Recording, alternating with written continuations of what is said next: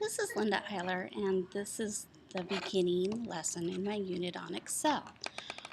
The first thing I want to teach you about is some vocabulary. So each one of these individual little boxes is called a cell. Going up and down, these are called columns. So this would be column D, this would be column G, and going across this way, left to right, those are rows. Each individual cell has a name.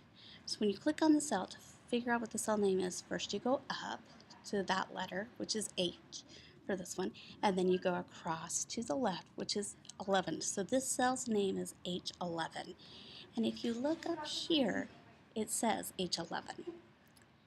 If you wanted to select all the cells, you can click right here in this corner, and that will select all of them. It's really easy this way if you wanted to put a border on them. So you could click here and do all borders, and then you can see all the individual borders. I usually do this when I'm teaching class so all the students can see. To unclick or unselect all of them, you just click anywhere in the cells. This is actually called a spreadsheet, and if you look down at the bottom right here, this is sheet number 1. I can rename it, and if I click this, I can add more sheets.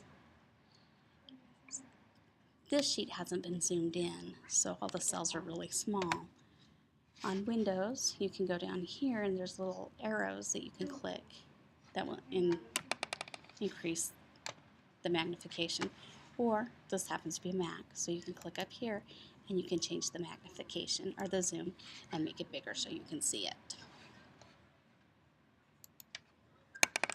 So what we're going to do today is we're going to input some names and then we're going to sort them. So I'm just going to pick some names of some people I know, and I'm going to put them all in column A. And I'm not going to try and put them in alphabetical order because that's what I'm going to do with them after I get them all put in. So we're going to put in about 10 names.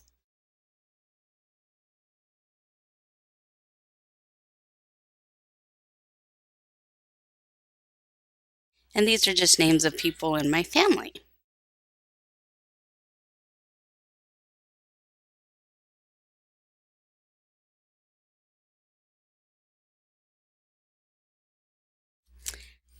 The next step is I'm going to highlight these names. And to highlight, you click on the first cell. And then instead of letting go of the mouse, you just drag it down. When you reach the last name, or the last item you want to highlight, you let go.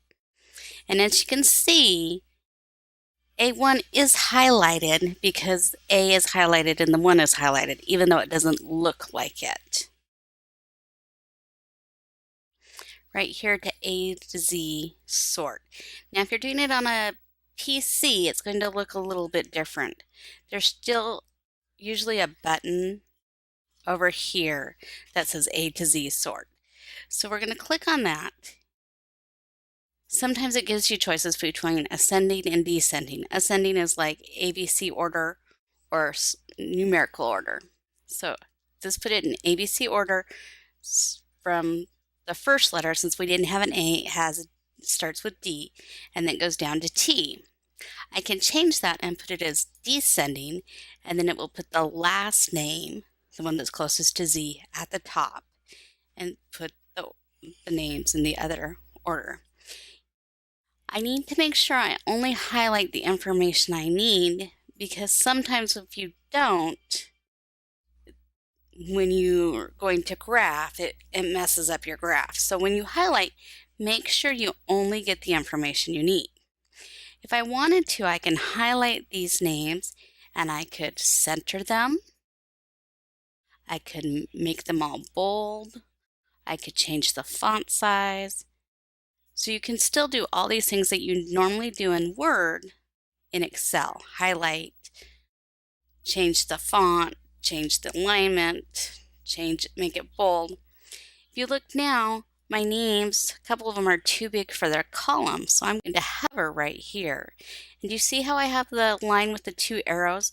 That means I can then move the width of my column. I can make it smaller, but then I don't see the whole information. or I can make it wider so I can see all of the names.